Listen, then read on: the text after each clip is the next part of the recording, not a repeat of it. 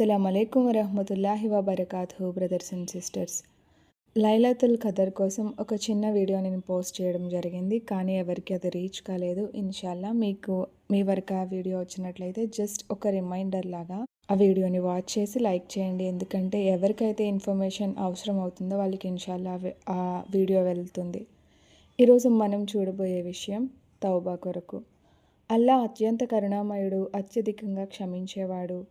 ఈ రంజాన్ సమయం మనకు తౌబా చేసుకోవడానికి గొప్ప అవకాశం. కాబట్టి పశ్చాత్తాపంతో అల్లాకు వారి పాపాల కోసం తౌబా చేసుకునే వారి తౌబాను అల్లా స్వీకరిస్తారు. ఖురాన్ రిఫరెన్స్ ప్రకారం, ఓ విశ్వాసులారా, మీరందరూ అల్లా వైపు తౌబా చేయండి, తద్వారా మీరు విజయాన్ని పొందవచ్చు. సూరా అన్నూర్ 24వ సూర 31వ ఆయత్. మన వరకు ఏదైనా ధార్మికపరమైన విషయం వస్తుంది అంటే అది అల్లా మనకి ఈ విషయాన్ని తెలియజేస్తున్నారని భావించాలి. అలానే దాన్ని మన జీవితంలో అనుసరించే ప్రయత్నం చేయాలి. అస్సలాము అలైకుం.